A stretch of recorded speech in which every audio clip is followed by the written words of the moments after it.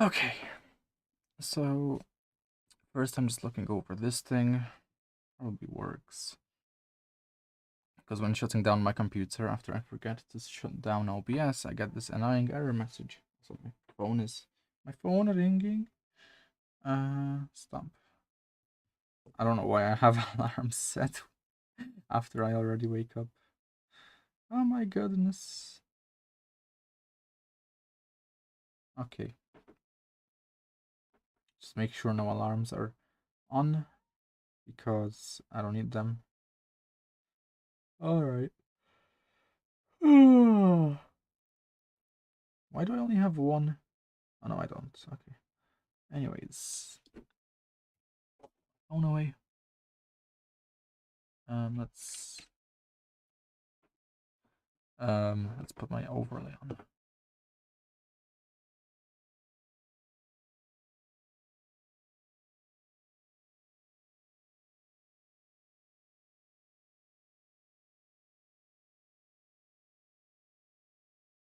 Alright, I was doing the task manager shit, but I'll do it later. Because I have no way of testing whether it's gonna work or not. So let's just leave that. Okay.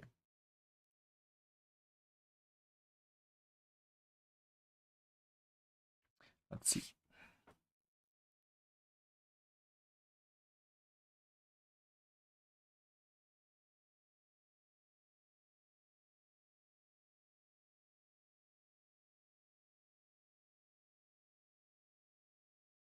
Since OBS 3200, this command does not work. What OBS version do I have? 30.2.2. Yes! This is why you don't update your software if you don't need to. Oh my god. Yeah, this is literally me. This is my kind of scenario here. Literally my scenario. I'm gonna look into this, I think.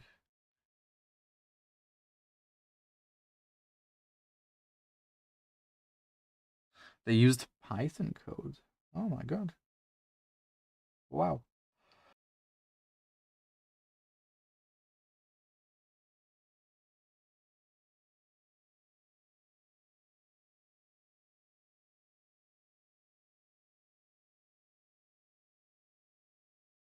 And okay, now it's like all very recent. What about Python? Python code also pretty recent. 2025 September. Okay, no, that's cool. I got some useful info here in case I'd want to try this, but I don't know if I'm gonna have a reason to, because like my issue is like a bit minimally different. But yeah, let's see this. Let's see this issue here. I've been using OBS for a while to run microphone filters and output to VB cable as my input device. This is exactly what I'm doing. My setup relies on OBS running silently in the background every time I start my PC, so I had a shortcut in shell startup with the flag disable shutdown check. With this setup, OBS launched minimized and bypassed the OBS didn't shut down properly pop-up that happens every single time I restart my computer. Without that flag, OBS now stops on the crash prompt, which breaks the automation and forces me to manually click it every reboot. Now, this is such a me problem because this is like, like it's just one button press. Like, who cares, right? It's just a button press. But like, it's like it's kind of like stubbornness, I think. It's not necessarily like OCD or like autism. It's more just, I think in a lot of cases it's just gonna be stubbornness.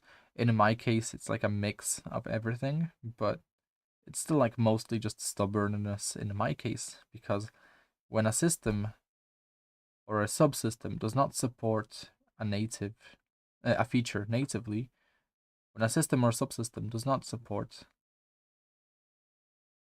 a feature natively, I kind of get this urge to do it myself. So not OBS not working on Windows systems, like exactly as you'd expect, when booting and turning off the computer is like, it's just an oversight on their part, or it's just like laziness maybe or something, because whilst yes, OBS may be like open source or whatever, um, it's like ultimately like it's one of those features that seem kind of basic, very like fundamental to the functionality of OBS. Uh, Considering that a lot of software already give you the option to start the task on startup, first of all. Second of all, uh, not showing any pop-ups when you turn off the computer when the program is running.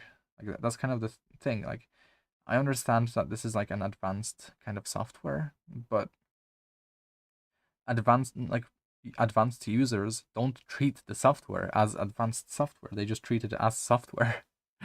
like no one is gonna be like, oh, there's a mild security risk. Let's not,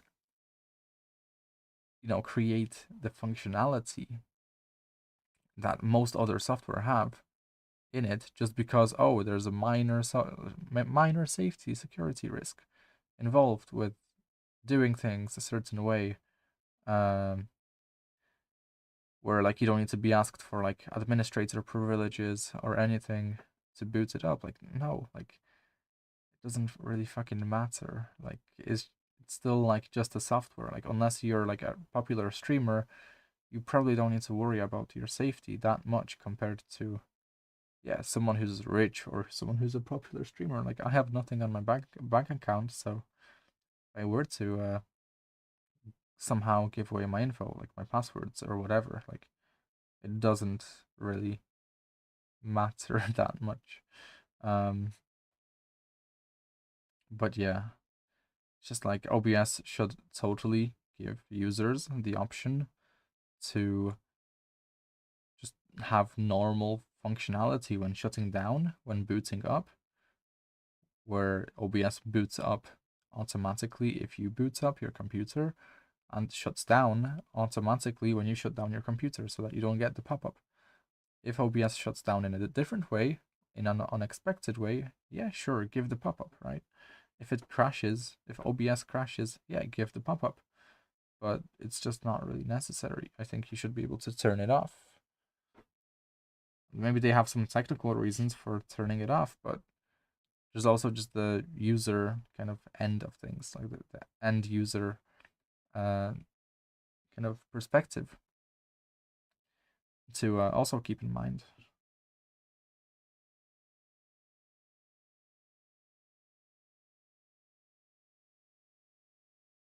Like they're not factoring in, the kind of the casual user base, essentially. Like it just kind of feels like they're just factoring in the developers themselves. I don't know. I don't know. This breaks in the news case. Let's actually read. Let's continue reading. OBS launched minimized bypassed blah blah blah. That happened every single time I restart my computer. Without that flag, OBS now stops on the crash prompt, which breaks the automation, forcing me to manually click and reboot. Yes. After updating to 32.00, I found that disable shutdown check has been removed. This essentially ruins the ability to have OBS also run in the background for anyone using it as a virtual mic with VB cable or similar workflows, or people who just find the pop-up redundant and annoying. Yes, this is literally just user end design that you need to that they need to factor in, and they're not. There are several existing posts on this forum where users discovered that and used disable shutdown check as a solution to avoid the pop-up on restart. By removing the flag, all of those setups are now broken as well. Yes, yes, yes. I understand that the flag was removed in 32.0.0, but for those of us who rely on automated OBS startup, this breaks an important use case. Yes, if the shutdown check is needed for stability reasons, there at least be an official setting or supported flag for users who intentionally run OBS in the background like this. As of now, my current solution is to just use version 31.1.2 and turn off automatically check for updates on startup. Yes. And it is good that they have this implemented. However, it is still bad because it forces users to the next working, like older version of OBS, which is like kind of shit. Hi, I hope I can help you since I have the same problem to be. I use the bash script on Windows to force close and start a new instance of OBS. This is such a workaround. Wow. Yeah, this is cheeky. This is cheeky. Cheeky stuff. After update, obviously every time I use the script to restart OBS, I have this dialog box. I also found that deleting a hidden folder .sentinel under update before starting a new instance prevents OBS to show that dialog box. In my case, the script is kill OBS, delete Sentinel folder, start OBS. Yeah, this is so cheeky. Yeah, oh my god. It's like I don't want to do this. I personally want to try and avoid scripts that delete files just because things could go wrong. Definitely. Um, to me, it's a bit of a not security risk, but it's a bit of a safety risk in terms of my data. So I personally try to avoid deleting like file deletion scripts as much as possible.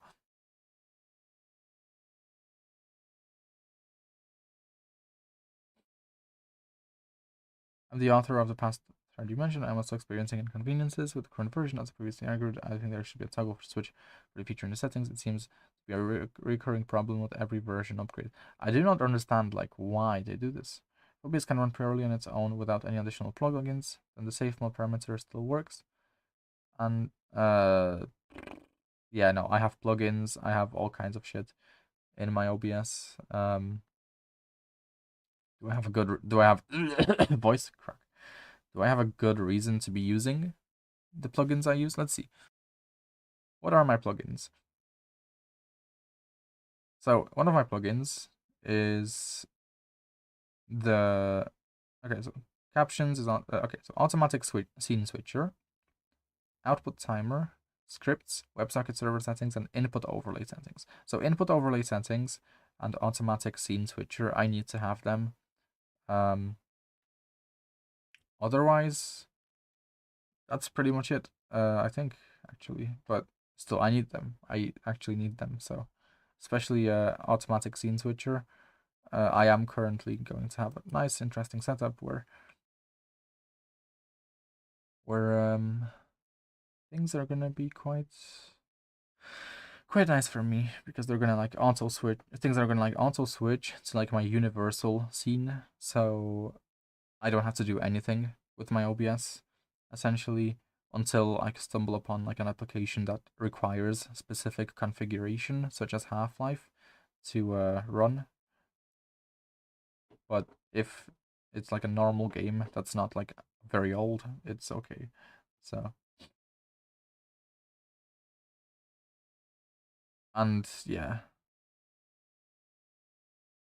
it's also interesting because I'm pretty sure they don't actually mention the fact that some of the OBS versions are like unstable. Like I'm pretty sure they just pump out unstable OBS versions, which is like not good.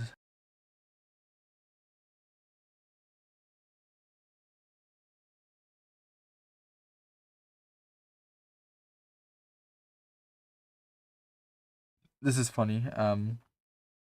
The OBS team is aware of this issue. They've got a PR to fix unclean shutdown. You go to the Windows X and you can download the test. Yeah, if the OBS team was aware of this issue, they would have done something by now, but they've not done anything. Like you don't need to like why would you need to download anything? It makes no sense. Let's see. What is this? Front end adjust application shutdown. Ah, okay. Is it gonna load? The hell? Okay.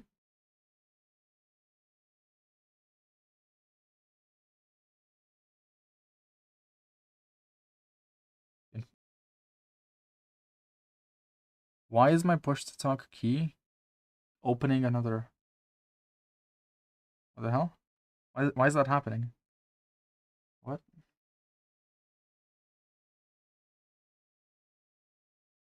Is my push to talk a shortcut on GitHub? GitHub has shortcut keys? What the hell? Okay, I have to use my alternative push to talk. Okay, interesting. That's very interesting. All right. Um,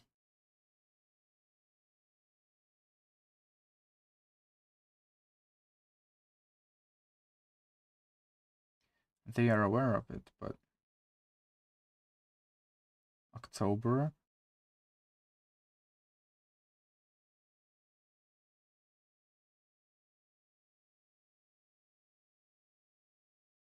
Experimental captions. I don't have them enabled. Finder. Now, what are the captions exactly? Like,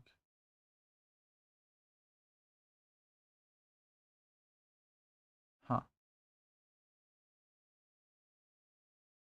It's a massive issue. It's merged and closed. What the hell? So when was this? Very recent. Very recent. But this is not the reason I have an older OBS version, so it's interesting. Very recent issue. Okay.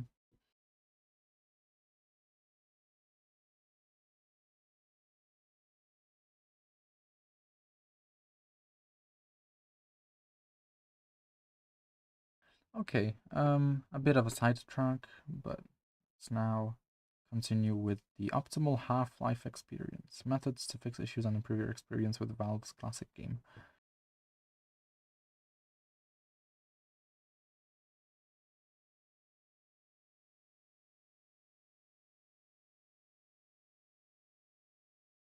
While Valve has done a pretty good job of keeping the classic titles up to date for modern machines, it has become obvious to me that my time as a Half-Life enthusiast has some of the settings these games ship with are suboptimal. This guide will inform you of the options you have at your disposal.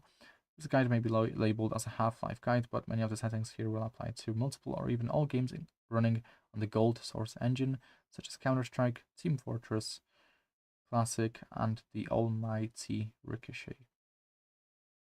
I have also attempted to keep this guide free of anything that could be considered a spoiler for people on their first playthrough. Nice. This is cool.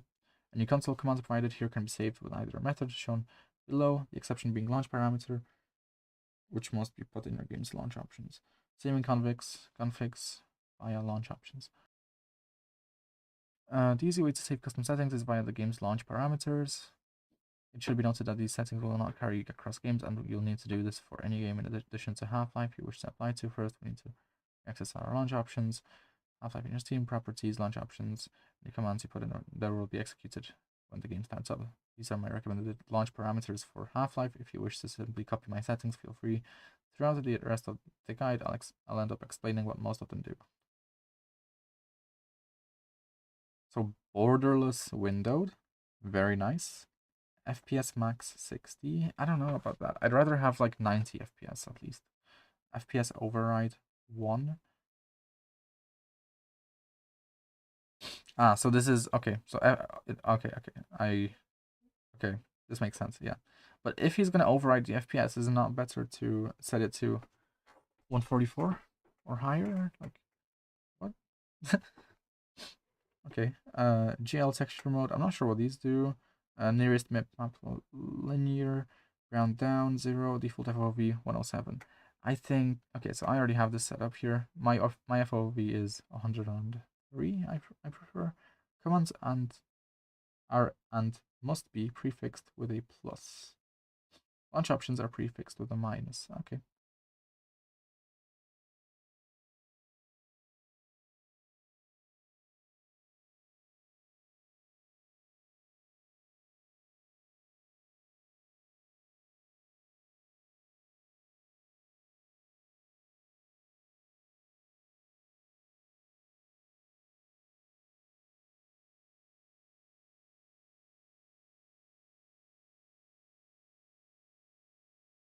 So these are my current launch options, and I'm not sure what insecure is, honestly.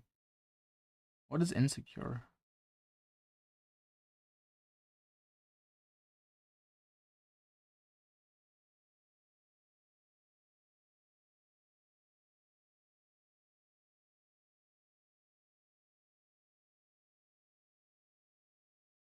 Oh, it's the mod. Ah, it's the mod. Okay.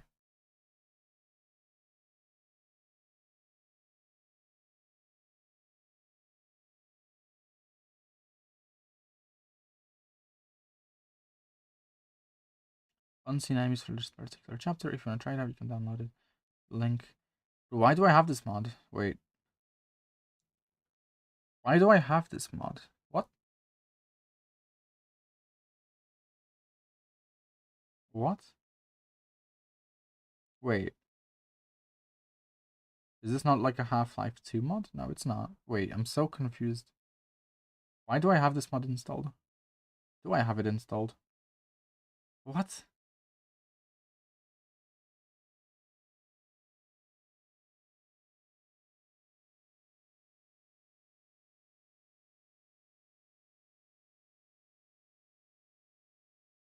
Wait.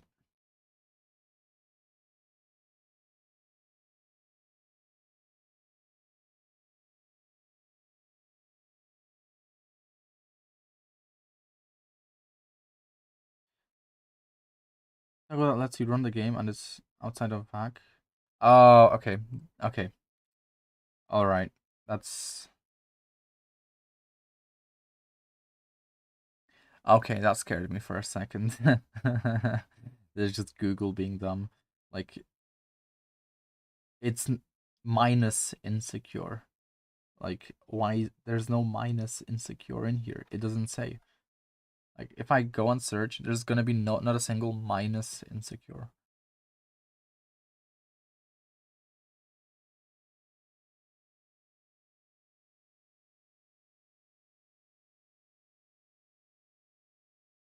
Really?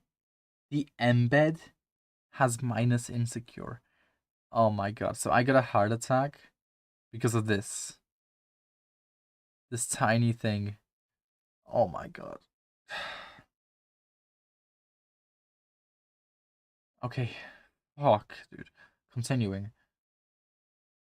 Dude, if I learned that I played my first playthrough of Half-Life with a mod that alters the gameplay, I would have fucking died inside. I actually would have died inside. Okay, continuing.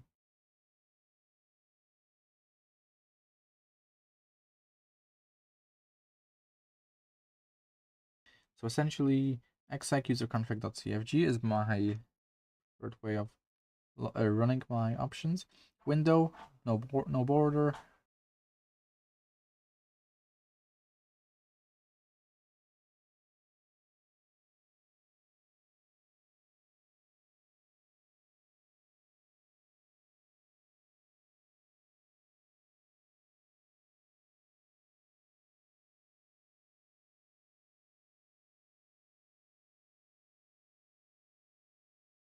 Yeah, I personally prefer the FOV 103 because it's what I'm used to. Valorant's FOV is 103.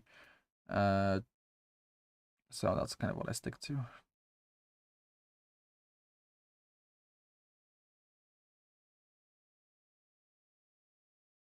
Okay.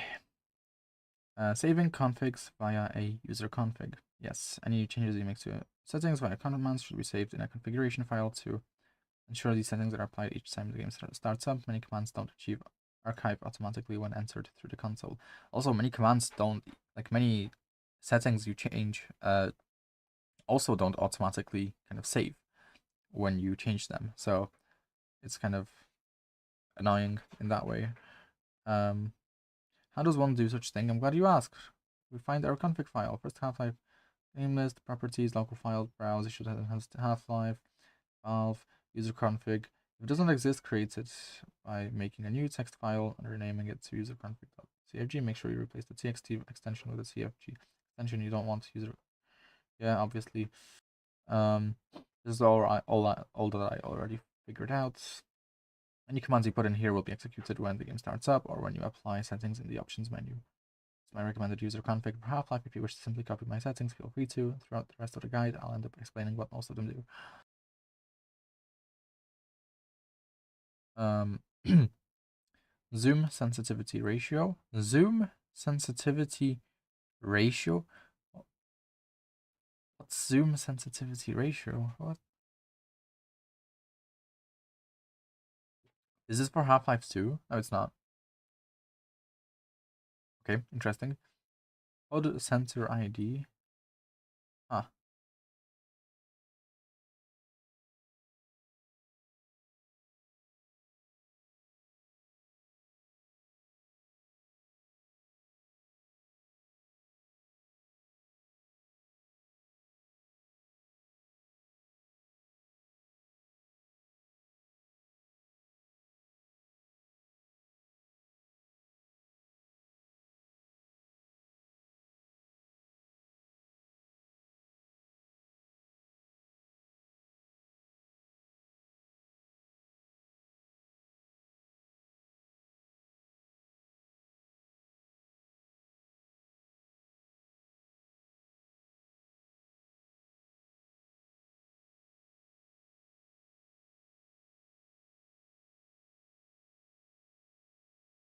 Okay, continuing.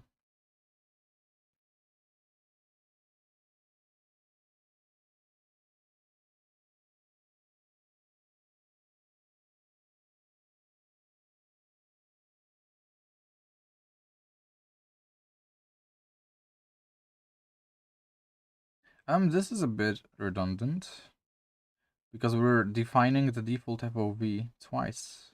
Why? Makes no sense, but okay.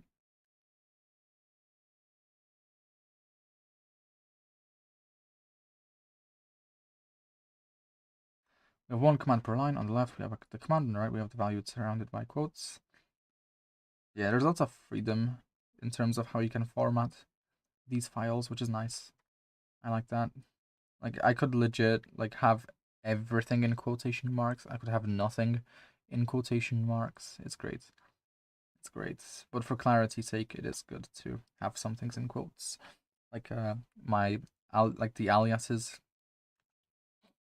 You want to have them in quotes just so it's a bit more clear that this is the command. Like, this is the command. Kind of the alias. As otherwise it's a bit confusing. And will be first applied to other gold source games unless you created. Wait. What? Any settings you've applied via a Half-Life user-config.cfg file will be applied to other gold source games unless you've created another config under the game's respective directory. What? Why would it do that? They're two separate, like. So you're telling me my Counter-Strike is also affected? Why would my Counter-Strike game be affected by my Half-Life settings? That makes no sense to me. That should not be happening. What the hell? Okay. Accessing the developer console. Yes.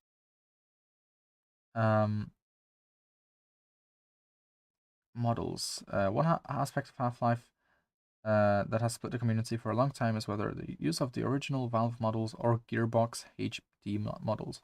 The Gearbox HD model packs shipped with the Blue Shift expansion pack in 2001. Ever since has been the default for the Steam release of Half-Life. Okay, so the Steam release has the higher resolution models already. Okay. They also altered the art style of the game, plus some items were redesigned. It doesn't really matter which you choose. I just wanted to make it apparent that there are differences. Yeah, shit. Oh, comparison images. Let's go. There is one minor gameplay difference due to the model bug. It involves an early game enemy, so it's been tagged. The alien slaves do not have a proper head hitbox. This will make a difference if you're playing on hard mode, as you cannot score headshots on them. What the hell? Well, it's presumably one of my patch mods fixes this. Presumably,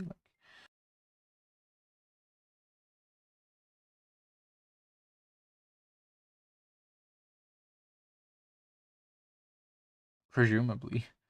And also, I don't think the 4K textures actually got applied. I think I did play on regular textures, but huh. Maybe Valve such as the crappy level design, the bad and ugly models, the corrupted.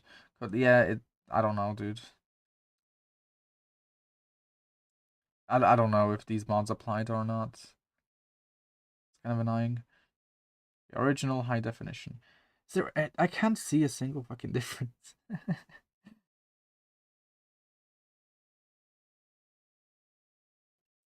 Dude, if the differences are gonna be this fucking small, who cares? Like legit. What? Let me see. Give me a difference. Okay, yeah, here I see a difference in the guy. The guy. But otherwise, that's the main difference. The guy is like more detailed. But that's pretty much it. Am I not on the old version, perchance? I think I'm on the old version still. Huh. But yeah, like that's pretty cool. Like I think I actually prefer the original. I think the original makes more sense to uh use because it's like it's just annoying straying from like the original artist's original intentions. It's like when an artist has a vision, you kind of just want to see the initial vision. You don't want to see like the rework of the vision because it's like it's like what if the artist's first attempt is like when he was kind of at the peak of their creativity, and then many years later they go and they redo their work, and it's like they changed, like it's not the same thing, like they could be they could have entirely changed up their playstyle art style. Freaking gaming brain rot here. They could have entirely changed their art style, they could have entirely changed as a person. So like just the original just seems to make more sense for me to use. Assuming I'm using the original, I've no idea. I'm gonna have to compare. Okay, borderless window. This has become a personal favorite way of playing games. This game window will overlay itself on top of your entire display while in focus, but you can easily tap out if needed. You can enable this by adding the following to your game's launch options. Window normal border. Yeah.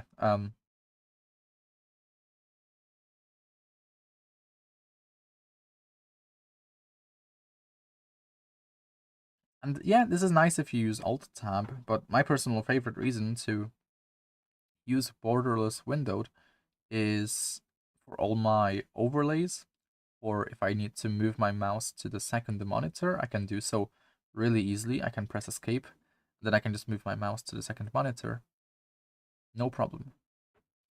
But with full screen, I can't. I need to Alt Tab to then be able to move to my second monitor. I think. I'm pretty sure. I'm not too sure, actually, but something like that, along those lines. Yeah, window no border. Okay. Field of view zoomed in view fix. This is something that I became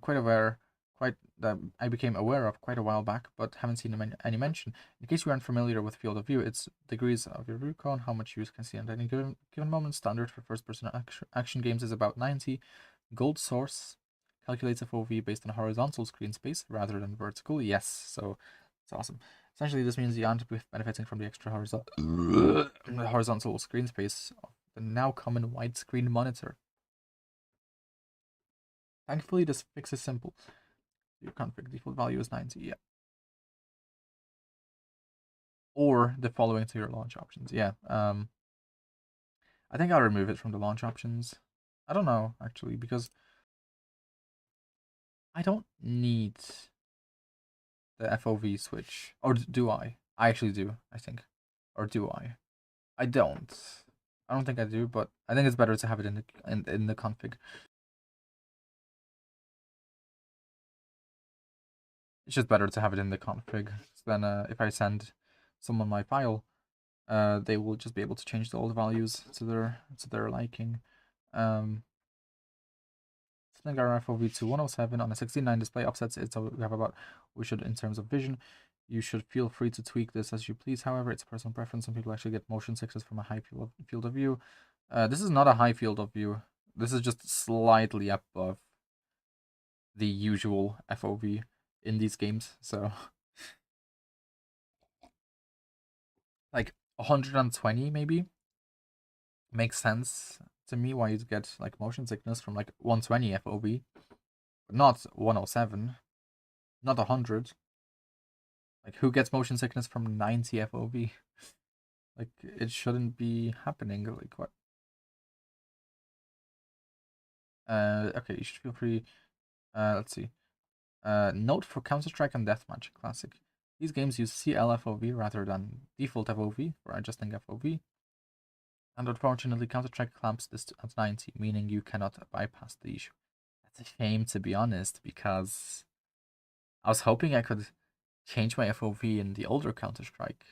I love being able to change my FOV. Like, it's one of my favorite settings. I'm such a nerd. Okay. Yeah, comparison images. Yeah, obviously, dude. It's a massive difference, you know. Normal, I think 4:3 resolution. And this is like, it's called widescreen, but it's not a widescreen, it's just a regular screen. But yeah, 90 FOV, 120 FOV. 120 is a bit too much.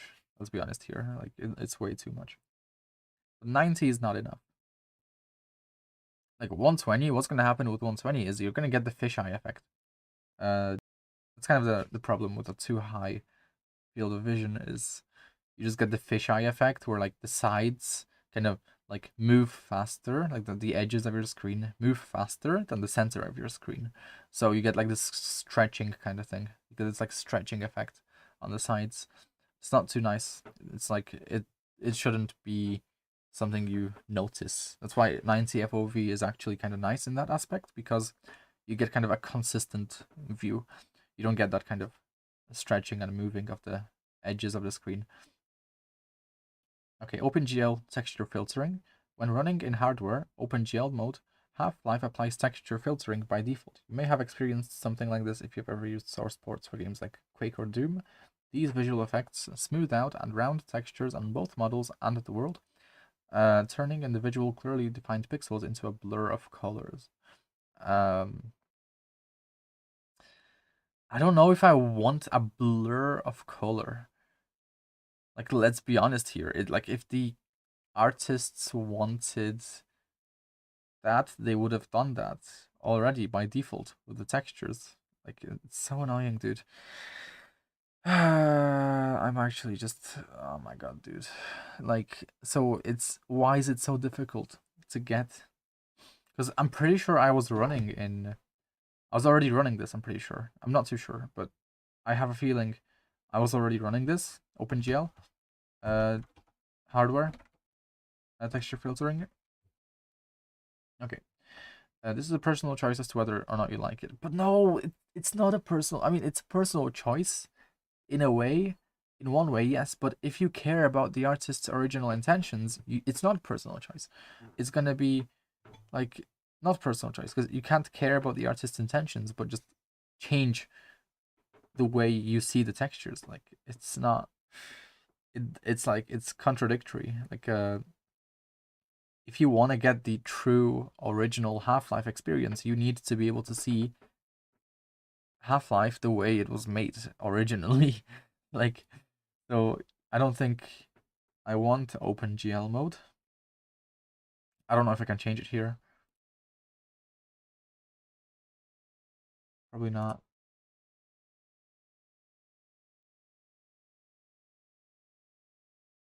Probably not. But I'll run the game and I'll see in the game. Oh no, actually, I can just change it here, but to disable texture rounding, yes, I think I want that. But no, what's the default value? 2. 2 is the default value. Okay, that's fine then. So I'm gonna have it on 2, I think. I'm not too sure. I mean, now the issue is that I don't trust the default value. Like, is it truly the default value, or is it just the default for value of this Steam version of the game? Like, shit, dude. Should have just downloaded the game from like some shady place on the internet.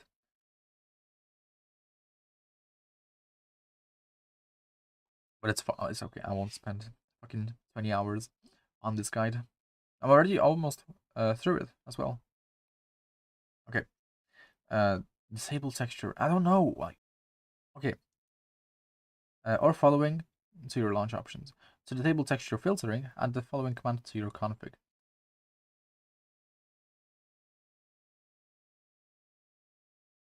I mean, default value. Yeah, that what? So that's already the default. Like, I'm not too sure. I understand, but nearest map linear. We can remove map linear at the end of either values to disable map mapping. Map mapping smooths out textures at long distances. Note, yeah, like I don't see the reason to note. Changing this via the in-game console will not update the models. The game must be restarted. Okay, so the comparison images. Texture filtering GL nearest and linear map map.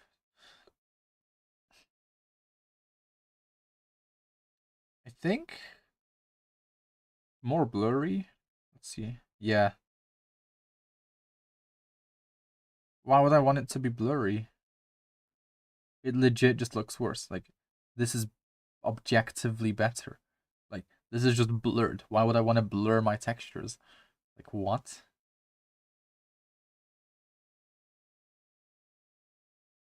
Like, it makes no sense to me.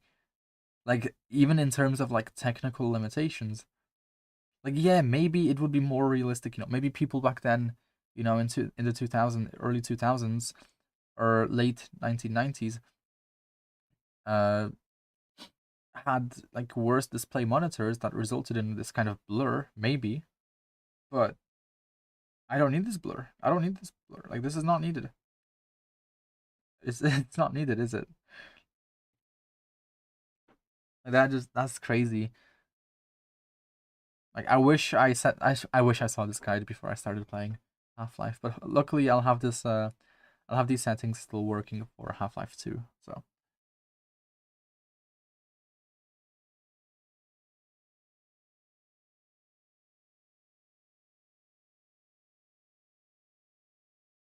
but what exactly is map mapping? I keep forgetting.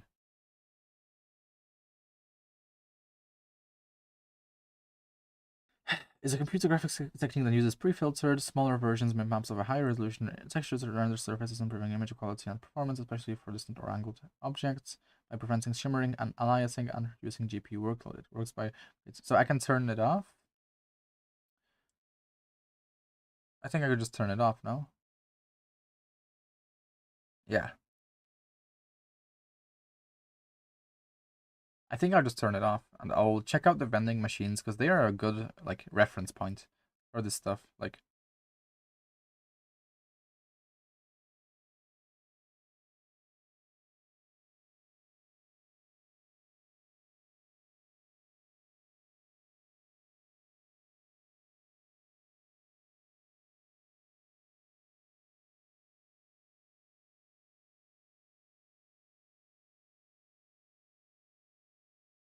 now I don't know if I want. What's the default? The default is linear. Map. Yeah, no. This is where I disagree with the artistic design, I guess, because it's like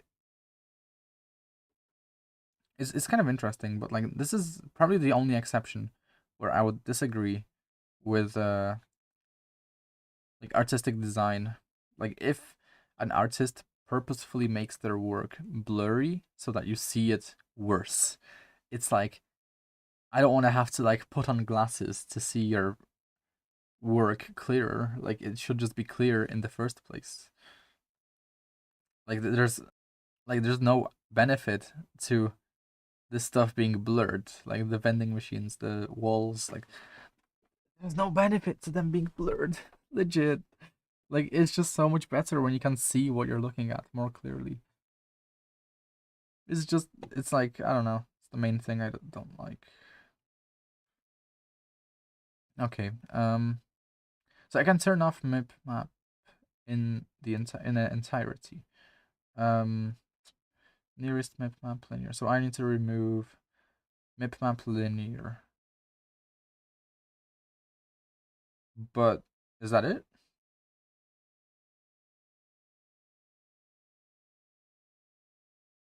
So this is it.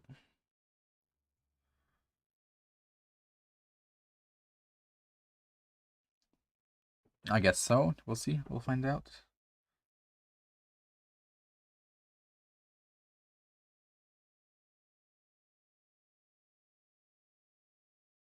Like it's funny, but like that's just such a bad calibration or like configuration. Map mapping is supposed to smooth out surfaces at sharp angles and long distances. But instead, what it does is it just blurs the textures even at close angles. Like in this game at least, which is like so weird. But yeah, basically two settings.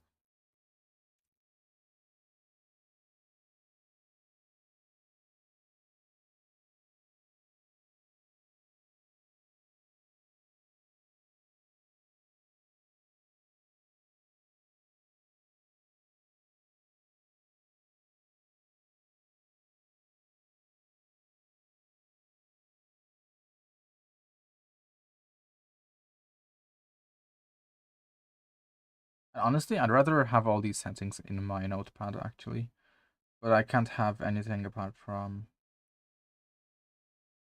I cannot delete the exec, but I could delete everything else potentially. I don't know. Probably not. Window no border, FPS max. I could probably change that. Or do I already have it here? Let's see. FPS max, yeah.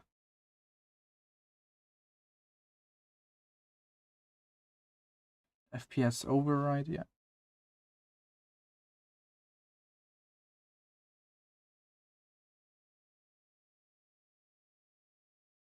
Okay, so all that's left are these.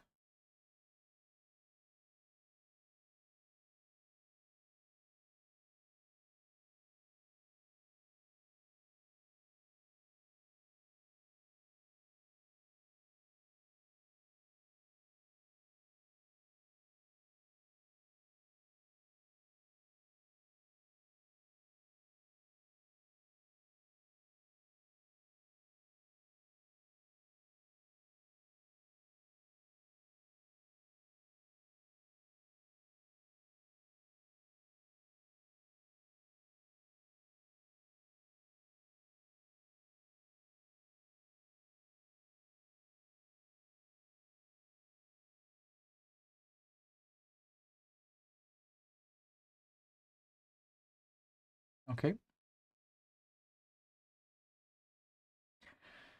Continuing. Yeah, this is great. I'm so far I'm very happy with this guide. Like I'm surprised. I'm honestly surprised.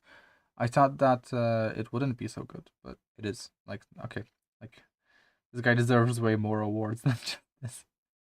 Can I award him anything? How many points do I have? 400. Okay. Whoa. Wild. It is wild. Treasure. I wish I could give him the treasure. Deep thoughts. Extra helpful. Yeah, like insanely helpful. It's poetry essentially. Like he wrote poetry, dude. Like this could be considered poetry.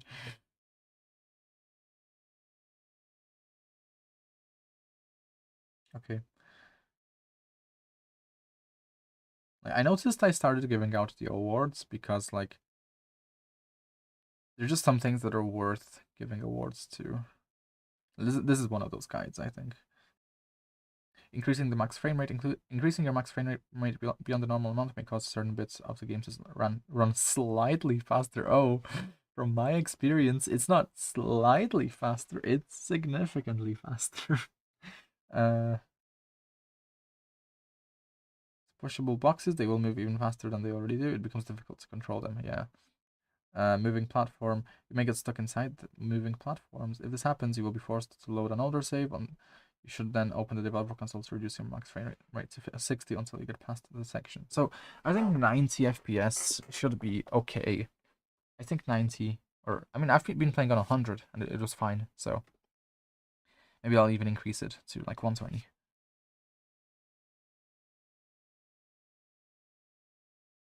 And we'll see if that fucks things up. Shouldn't. It shouldn't. So allow your game to run at frame rates higher than 100. Oh no, it's because I had my frame rate set to the like basic limit. Okay. So it was okay having it on 100. And the following FPS override.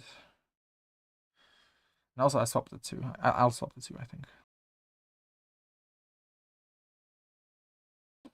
And default value is 0, yes. Or the following to your launch options, yeah. This is a necessity for high refresh rate monitors. Otherwise, your max FPS will be capped at 100. Yeah. Actually, in this case, I could probably set it to 144.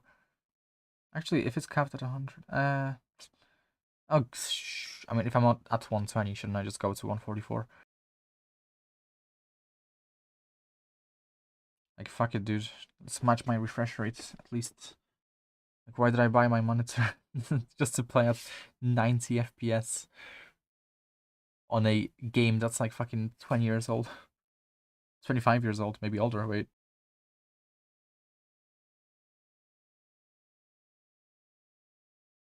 Oh my god.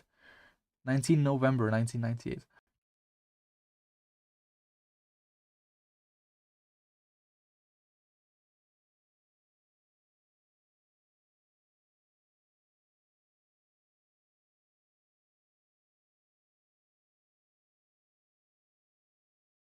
27 years? 27 years and 27 days ago. Oh my god. Oh my god. I am so old. This might be the oldest game I've ever played. This might be the oldest game I've ever played. Oh my god.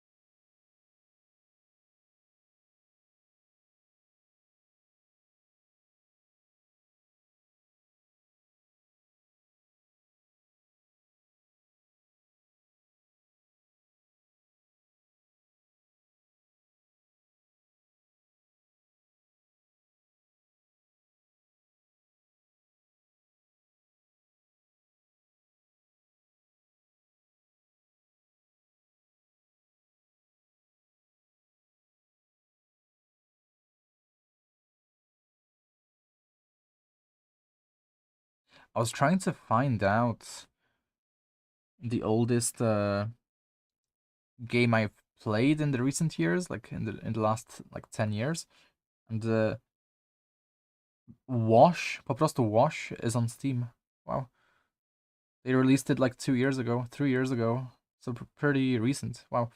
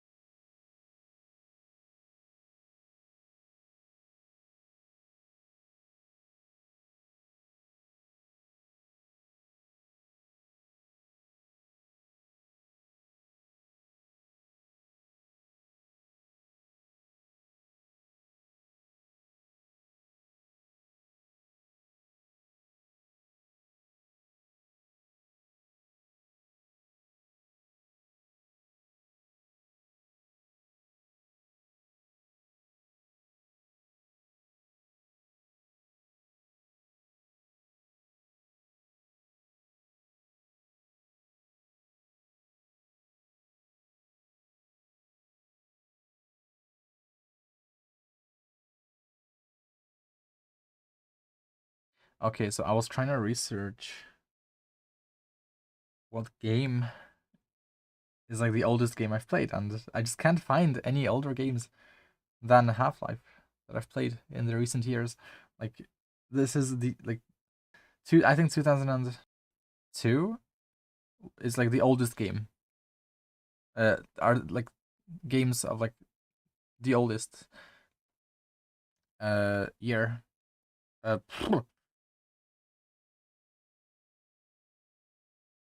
why is my Steam in Polish all of a sudden?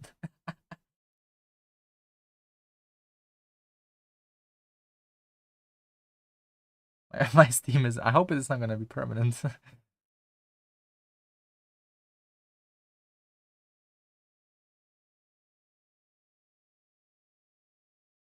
Okay, continuing.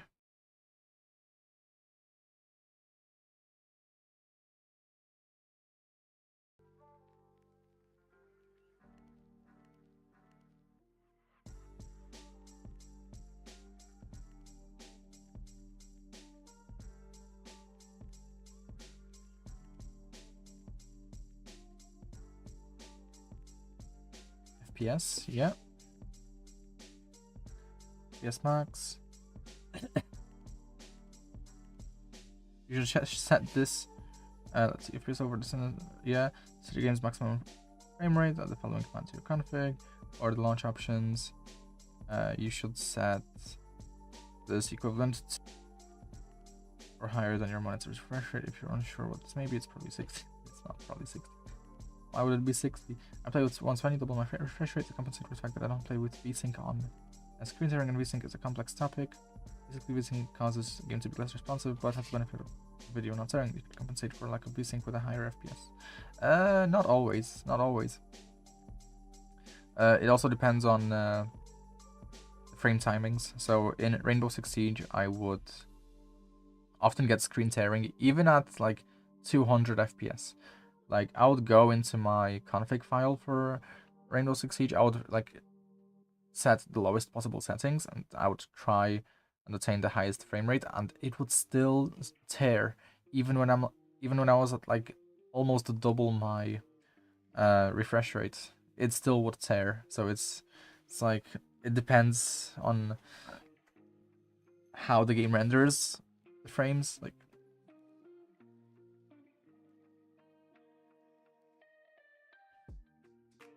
or sorry, how the game functions in the first place. Like, what engine does Rainbow Six Siege use?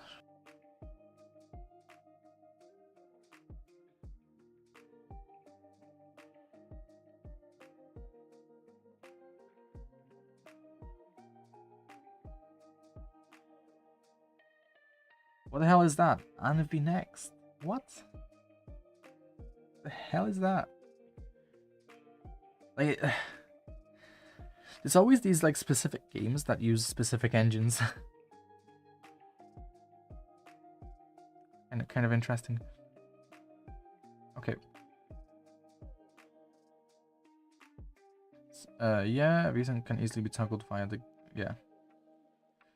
miscellaneous and multiplayer.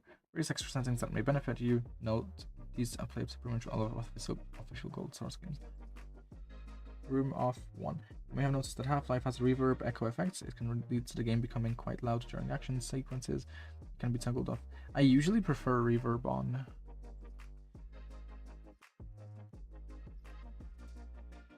I think it just depends on the reverb quality though.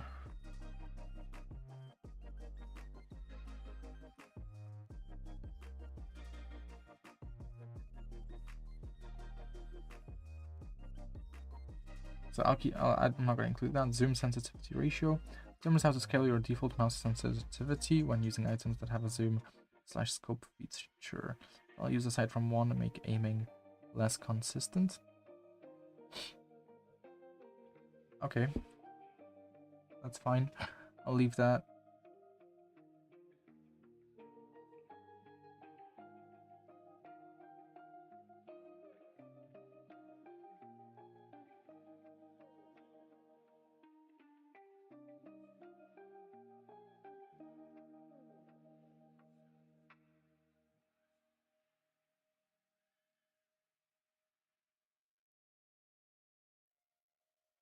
Okay, what else? What's this? EX interpolation 00. This determines how much time it takes for your game to interpolate between packets/updates between from the server you're playing on.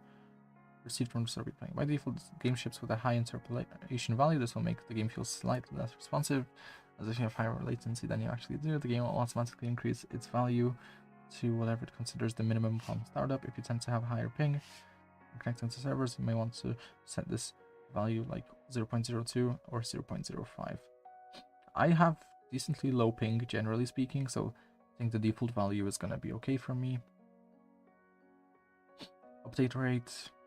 This determines how many updates you can receive from the server, yeah. I haven't really seen this in action, as most servers seem to use the default max update rate. However, in the unlikely event a server is running with a higher rate, you will benefit from it. Yeah, I guess. HUD Center ID.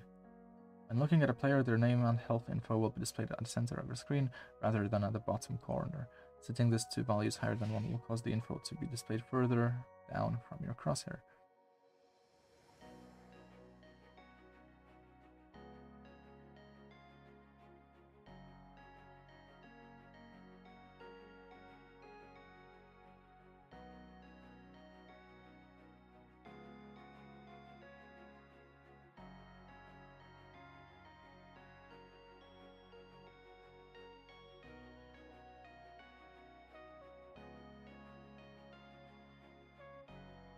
Why should I set my max FPS to 60 if I have a 240 Hz screen? He literally explained in the guide. What?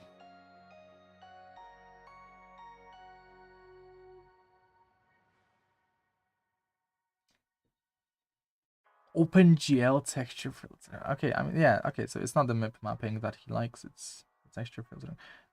To fix bugs as well, it's been taken down, but you may be able to find it still. Sometimes it's going to be enabled by renaming a couple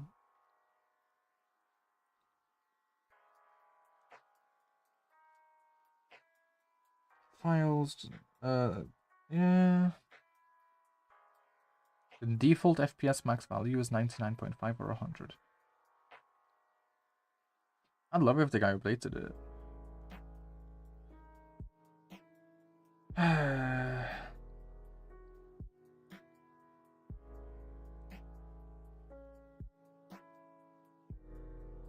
Yeah. I mean, 107 is still kind of high, but...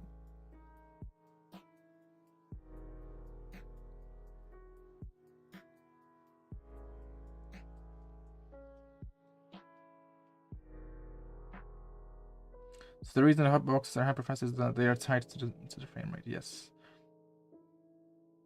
It's kind of annoying that that's how older video games worked, but I think it's just what needed to be done, so... Unfortunate, but... Alright. I'm kind of done.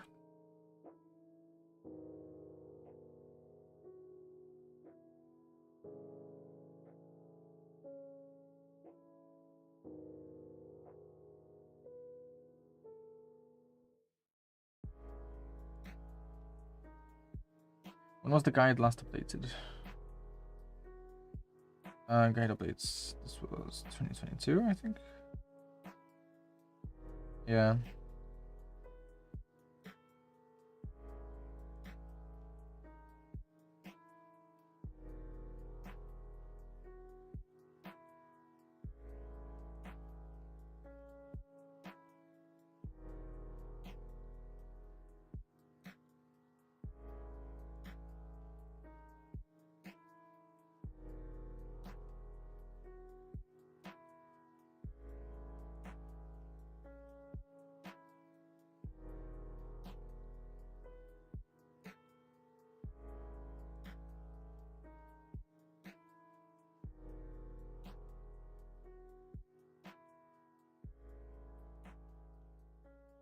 Okay.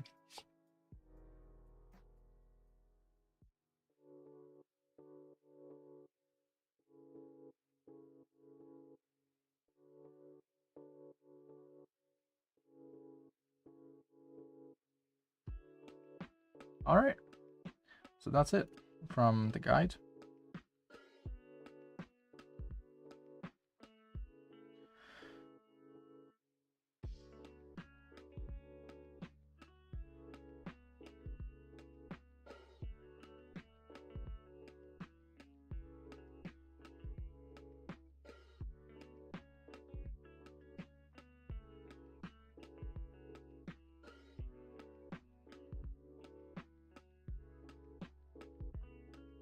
I was Am I not allowed to post Migo, brother?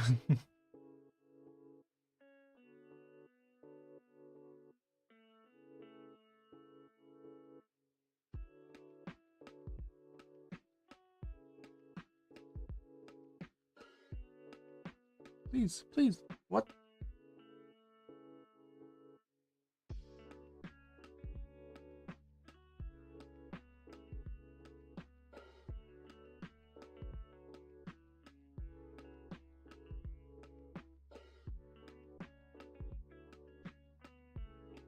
Guess I'm not allowed. Okay.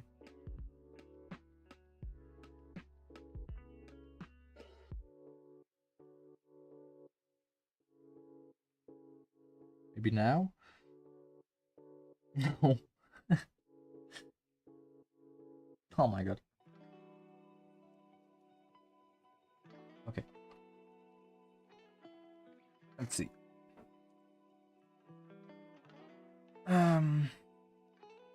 FOV.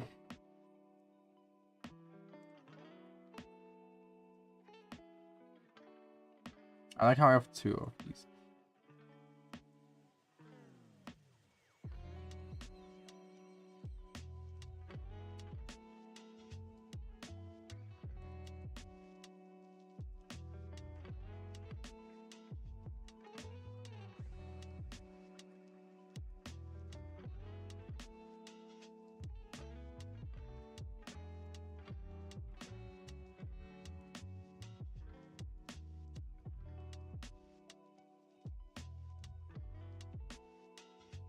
Where's my sensitivity set?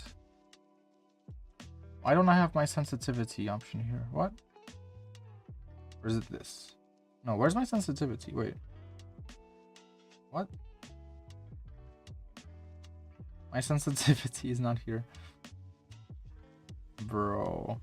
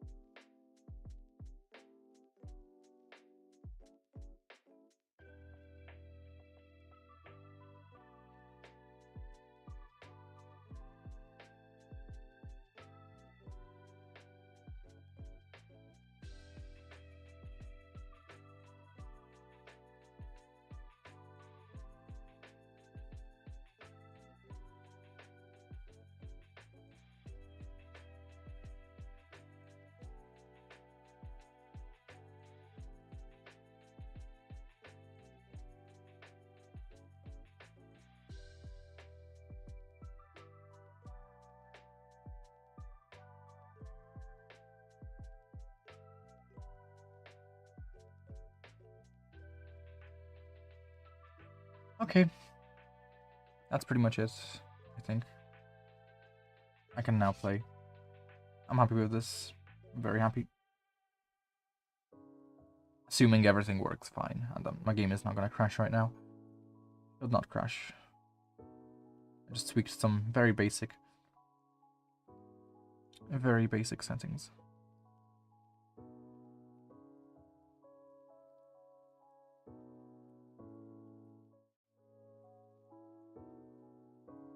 Alright.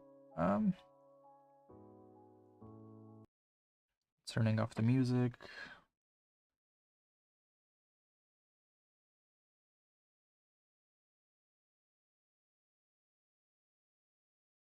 And is that it? Can I play now? Let's see. Yeah, I can play, I think. Game capture. Game. Yeah, okay.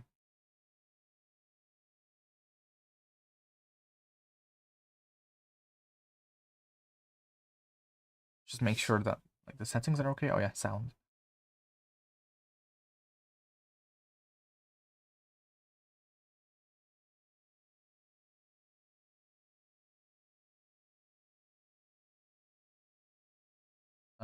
OpenGL.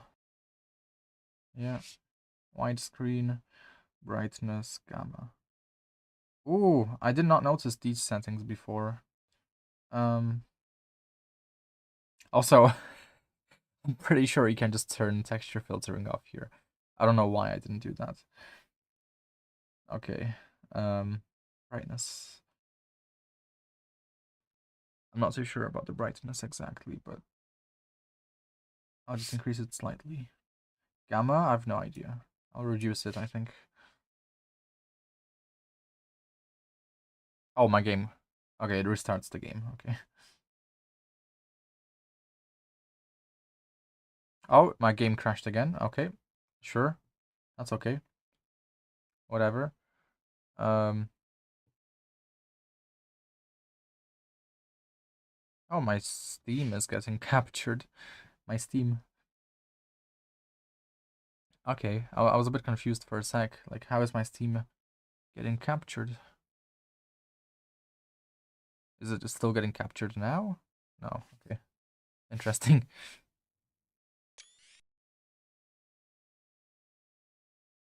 Okay. Sensitivity 0.4. Mouse filter no. Auto aim no. Auto aim. Nah. Let's not do that. Reverse mouse no.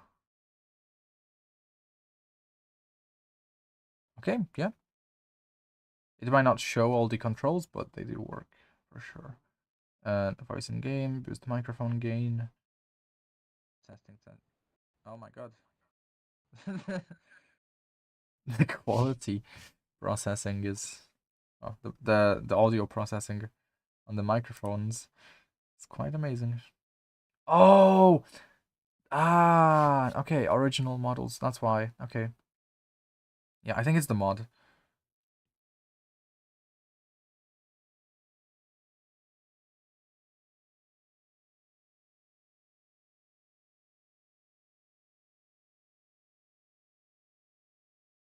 Okay, I can continue.